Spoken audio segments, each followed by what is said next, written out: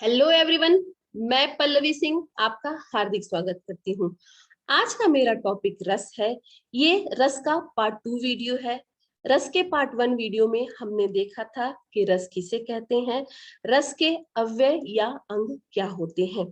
आज के वीडियो में हम रस के प्रकार में उदाहरण सहित जानेंगे। तो रस स्टार्ट करने से पहले मैं आपसे बताना चाहती हूँ कि यदि आप किसी भी कॉम्पिटिटिव एग्जाम की तैयारी कर रहे हैं जिसमें हिंदी एक महत्वपूर्ण प्रश्न पत्र के रूप में पूछा जाता है, तो रस आपके लिए एक महत्वपूर्ण टॉपिक हो सकता है। और यदि आप हाई स्कूल इंटरमीडिएट की परीक्षा दे रहे हैं तभी भी रस आपके लिए एक महत्वपूर्ण टॉपिक हो सकता है।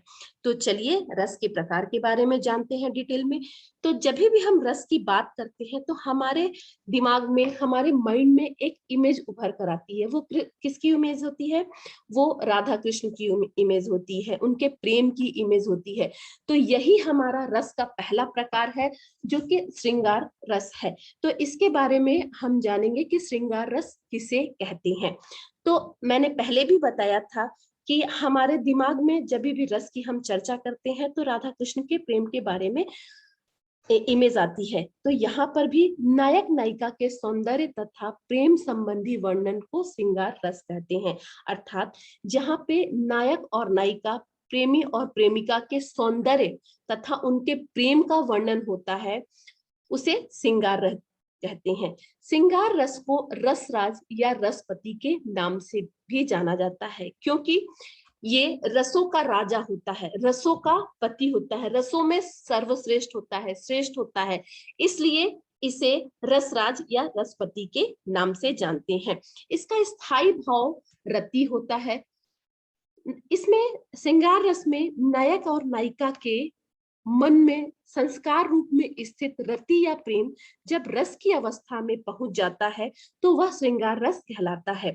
इसके अंतर्गत क्या क्या वर्णन होता है? तो इसके अंतर्गत सौंदर्य, किसका सौंदर्य? नायक या नायिका का सौंदर्य, प्रकृति का सौंदर्य, सुंदर वन है उसका सौंदर्य, वसंत ऋतु जो कि बहुत महत्वपूर्ण ऋतु है हिंदी महीने में, उसका वर्णन होता है। पक्षियों के चहचहाना, जैसे कि कोयल के चहचहाना आदि के बारे में जब वर्णन किया जाता है तो हमें समझ लेना चाहिए कि ये श्रृंगार रस के बारे में बताया जा रहा है या यह श्रृंगार रस से संबंधित है।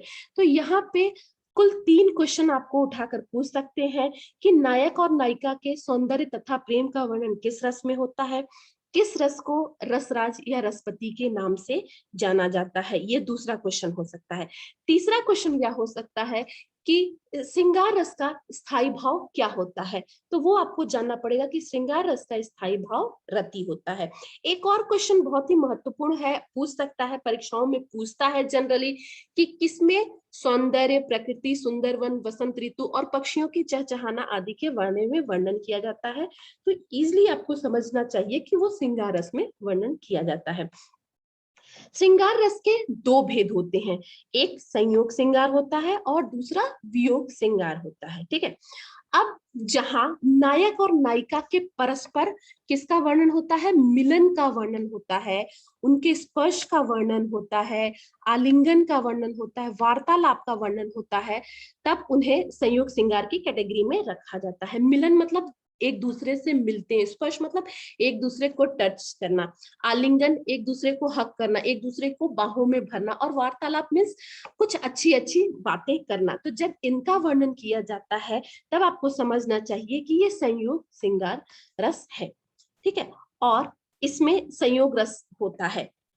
जैसे एक बहुत ही अच्छा उदाहरण मैंने यहाँ पे लिख रखा है, देखते हैं उदाहरण क्या है। बतरस लालच लाल की मुरली धरी लुकाए, सौ करे भौहनी हंसे, डैन कहे नहीं जाए।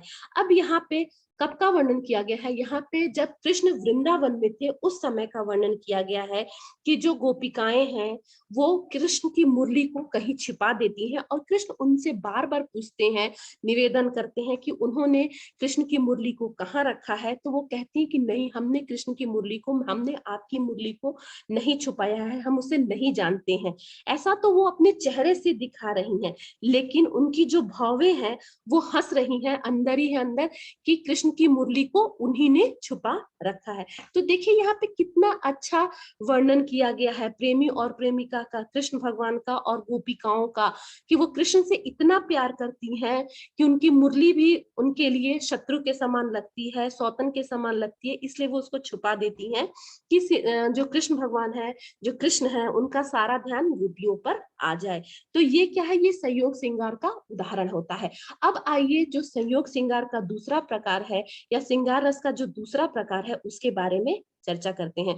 तो संयोग श्रृंगार का दूसरा जो प्रकार है वो वियोग श्रृंगार है। इसमें क्या होता है, यहाँ पे नायक और नायिका का प्रबल प्रेम तो होता है, ठीक है, प्रेम जो होता है प्रबल होता है, लेकिन उनका मिलना नहीं हो पाता है, उनका मिलन न के बराबर होता है, अर्थात नायक और नायिका के वियोग का वर्णन हो, वहां वियोग रस होता है।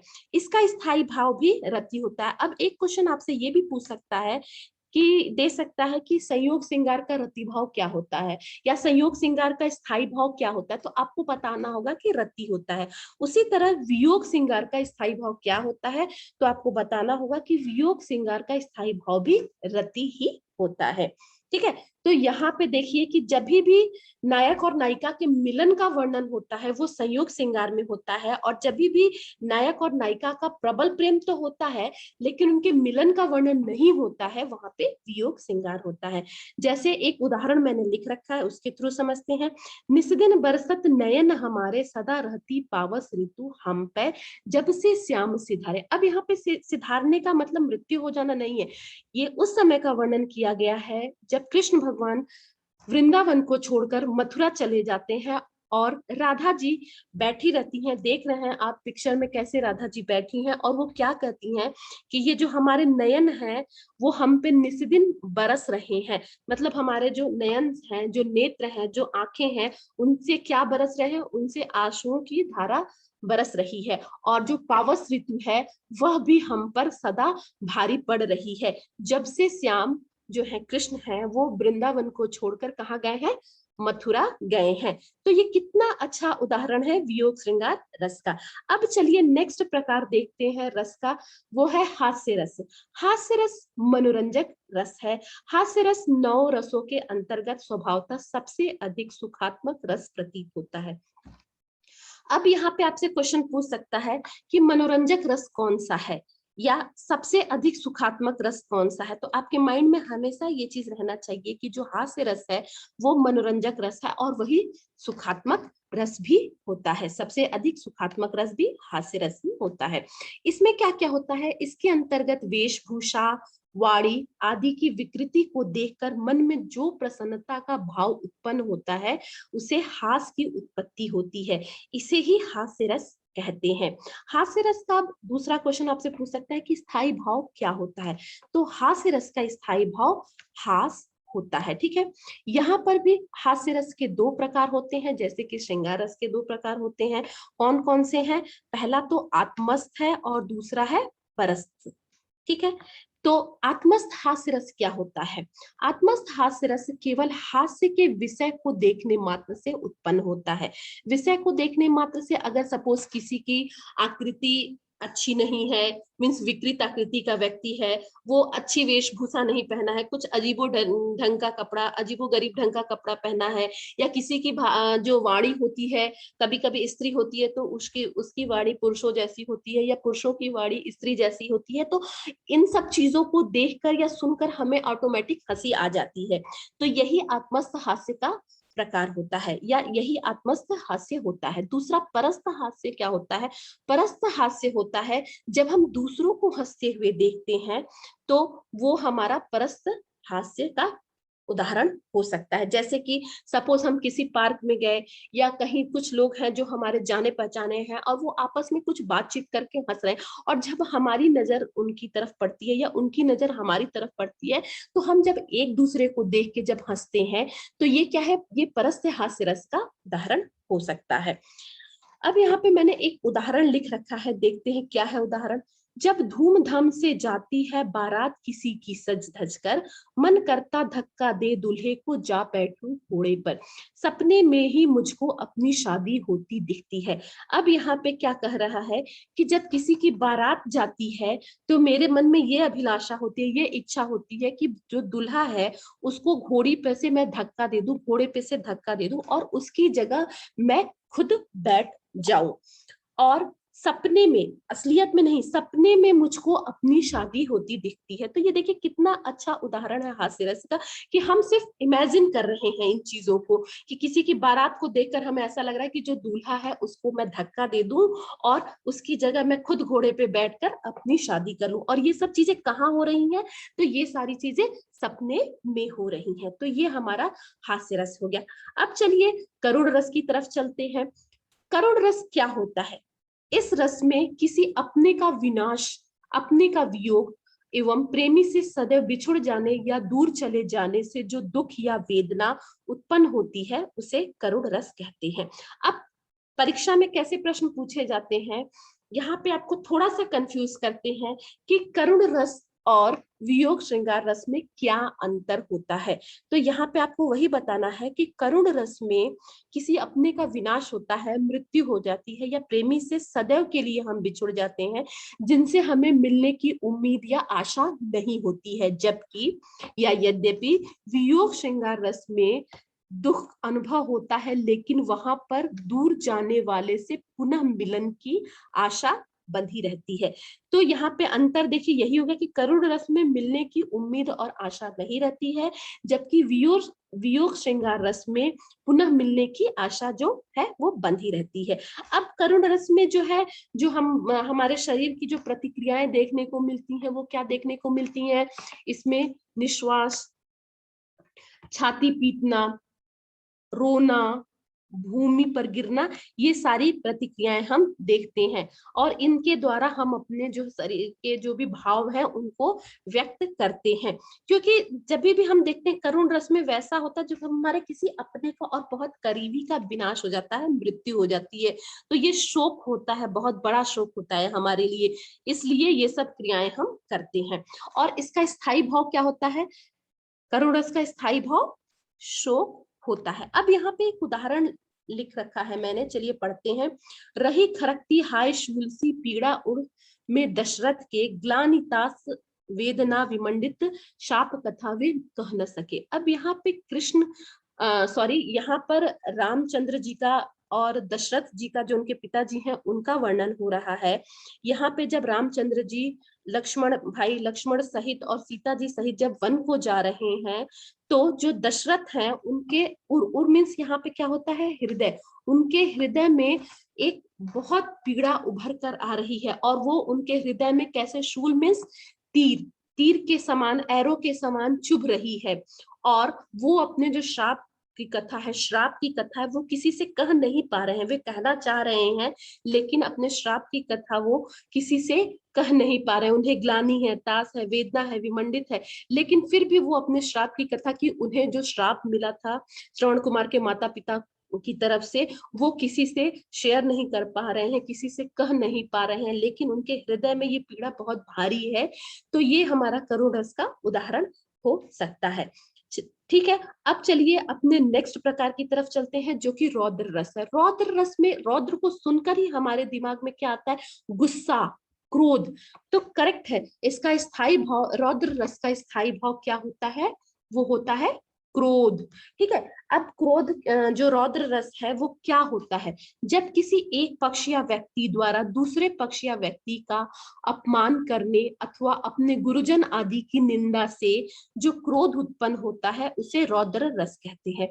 इसमें क्रोध के कारण मुख लाल हो जाना, दांत पीसना, शास्त्र चलाना, भौवे चढ़ाना आदि के भाव उत्पन्न होते हैं। ठीक है, तो रौद्र का मतलब ही क्या होता है? क्रोध होता है। ठीक है, इसलिए इसका स्थायी भाव क्रोध होता है। इसमें क्या होता है कि जब हम किसी एक व्यक्ति द्वारा या किसी एक पक्ष के द्वारा जब दूसरे व्यक्ति या पक्ष का अपमान सुनते हैं, या जो हमारे सम्मानीय व्यक्ति, हमारे गुरुजन है, हमारे माता पिता हैं, अगर उनकी निंदा किसी के द्वारा की जाती है, तो हमारा क्या होता है, क्रोध उत्पन्न होता है हमारे अंदर। ठीक है, इसी क्रोध को हम क्या कहते हैं, रौद्र रस कहते हैं। और इस क्रोध में क्या क्या हमारे शरीर में परिवर्तन होते हैं या चेंजेस आते हैं। हमारा जो मुख है वो होता है लाल हो जाता है, हम दांत पीसने लगते हैं गुस्से से, और शास्त्र चलाना चाहते हैं, मीन्स किसी भी चीज को चलाकर मारना चाहते हैं, या हमारी भौवें जो है वो क्या होती है, वो चढ़ जाती हैं। तो ये सब क्या है, ये गुस्से का उदाहरण है, क्रोध का उदाहरण है। ठीक है, और काव्यगत रसों में रौद्र रस का महत्वपूर्ण स्थान होता है। अब यहाँ पे मैंने एक बहुत ही अच्छा उदाहरण लिख रखा है कि श्री कृष्ण के सुन वचन, अर्जुन क्षोभ से जलने लगे, सब सील अपना भूल कर करतल युगल मलने लगे। संसार देखे अब हमारे शत्रु रण में मृत पड़े, करते हुए यह घोषणा वे हो गए उठ खड़े। अब यहाँ पे उस समय का वर्णन किया गया है जब अर्जुन जो है वो अपने परिजन जो कि कौरव हैं उनको नहीं मारना चाहते थे कि वो उनके भाई बंधु हैं, लेकिन जब कृष्ण भगवान उनको उपदेश देते हैं, गीता का पाठ सुनाते हैं, तो उस समय जो अर्जुन है वो कृष्ण भगवान के जो वचन हैं उनको सुनकर आग में जलने लगते हैं, क्षोभ से जलने लगते हैं, और अपना जो शील मीन्स उनका जो परिवर्तन मीन्स शांत स्वभाव है उसको भूल कर उसमें परिवर्तन कर करतल युगल मलने लगे, अपने दोनों हाथों को गुस्से से मलने लगते हैं और कहते हैं कि अब संसार देखेगा कि हमारे जो शत्रु हैं वो क्या है, रणभूमि में कैसे पड़े हुए हैं, मृत पड़े हुए हैं। यह घोषणा करते हुए उठ खड़े होते हैं और कौरवों को आगे बढ़ने के लिए तैयार हो जाते हैं, उनको मारने के लिए तैयार हो जाते हैं, उनको मारने के लिए आगे बढ़ जाते हैं। तो देखिए कितना अच्छा उदाहरण है रौद्र रस का। ठीक है, अब चलिए रस के नेक्स्ट प्रकार जो है, अगला प्रकार जो है वीर रस, उसके बारे में देखते हैं। वीर रस जब हम सुनते ही हैं तो हमारे अंदर किसकी स्मृति आती है उभर कर, रानी लक्ष्मीबाई, महाराणा प्रताप, इन सभी की स्मृति उभर कर आती है क्योंकि ये बहुत ही वीर पुरुष थे। अब देखते हैं वीर रस होता क्या है। जब किसी रचना या वाक्य आदि से वीरता जैसे स्थायी भाव की उत्पत्ति होती है तो उसे वीर रस कहा जाता है। इस रस के अंतर्गत जब युद्ध अथवा कठिन कार्य को करने के लिए मन में जो उत्साह की भावना विकसित होती है उसे वीर रस कहते हैं। इसमें शत्रु पर विजय प्राप्त करने, यश प्राप्त करने आदि प्रकट होते हैं। ठीक है, इसका स्थायी भाव उत्साह होता है, उत्साह इसका स्थायी भाव होता है।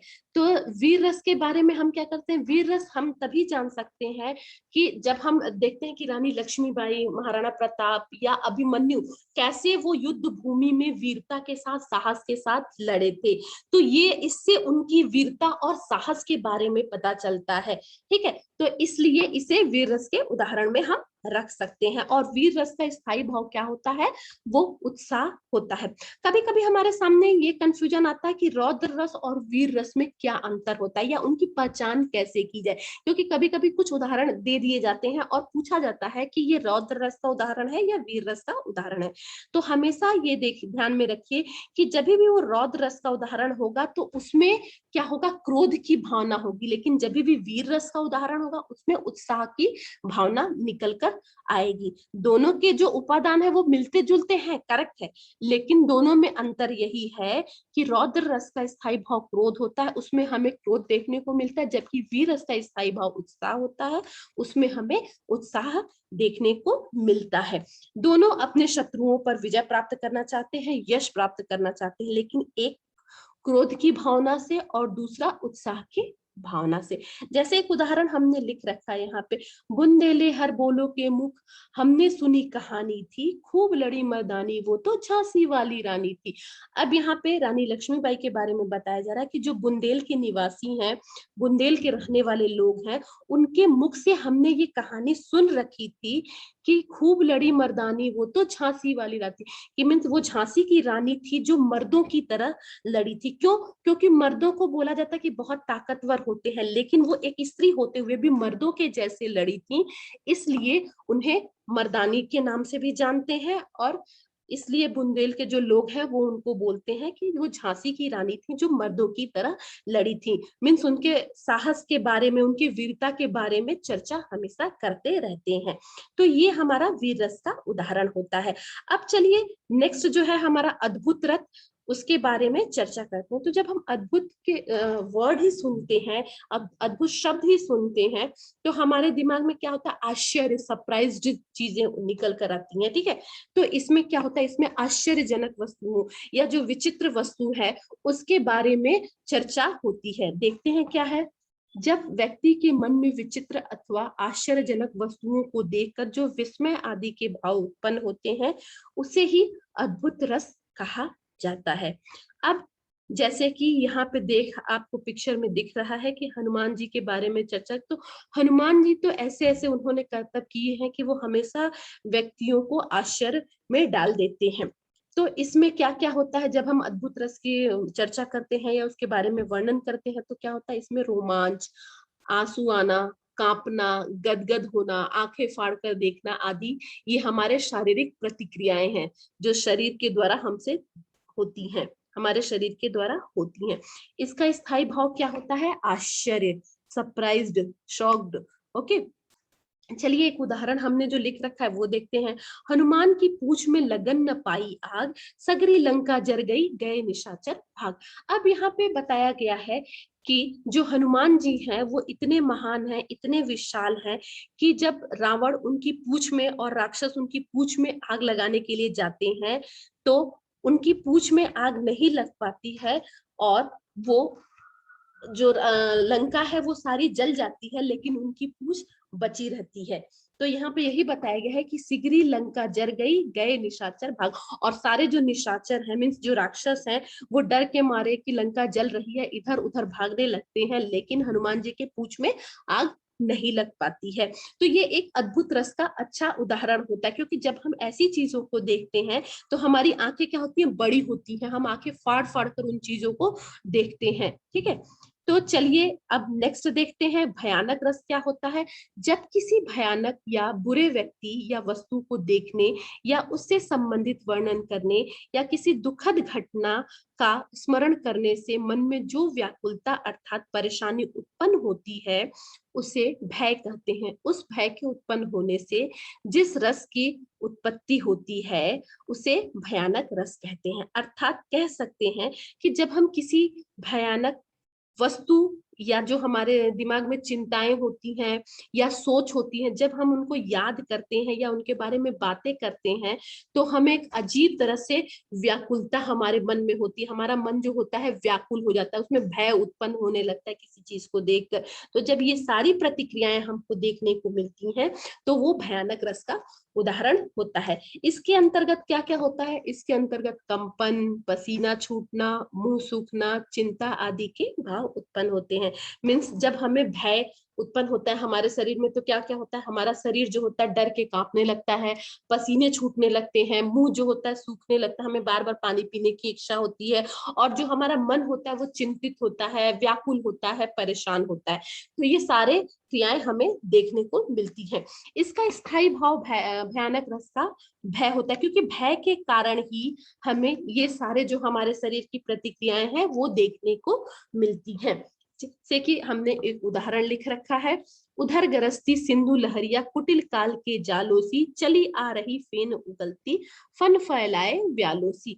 अब यहाँ पे जो उदाहरण है ये कितना अच्छा उदाहरण देख रहा है कि जब भी हम सागर के तट पे जाते हैं, समुद्र के तट पे जाते हैं, तो हमें देखने को मिलता है कि जो लहर है, समुद्र की लहर है या सागर की लहर है, वो ऐसे आती है जैसे लगता है कि कोई शेषनाग फन फैलाए आ रहा है।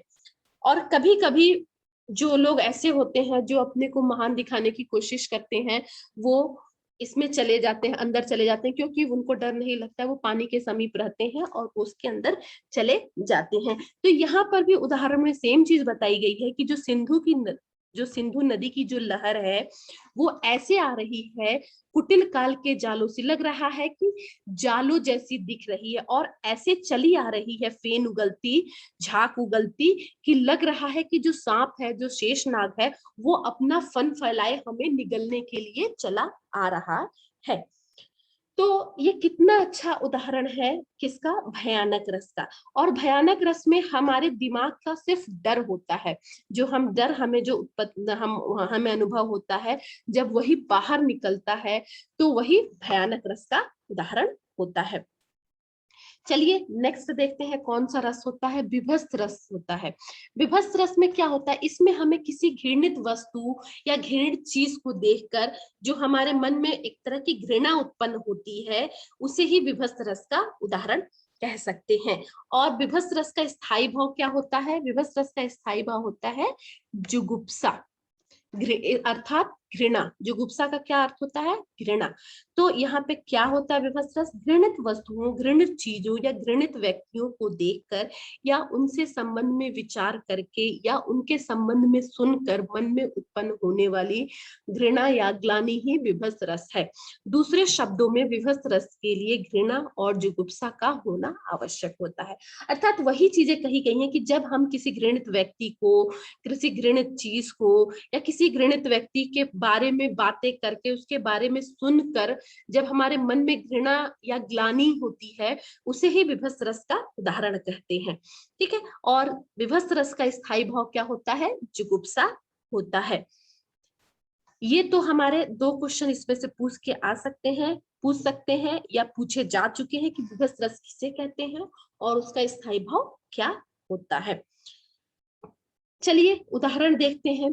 आंखें निकाल उड़ जाते, क्षण भर उड़कर आ जाते, शव जीभ खींच खींच कर कौवे चुभला चुभला कर खाते।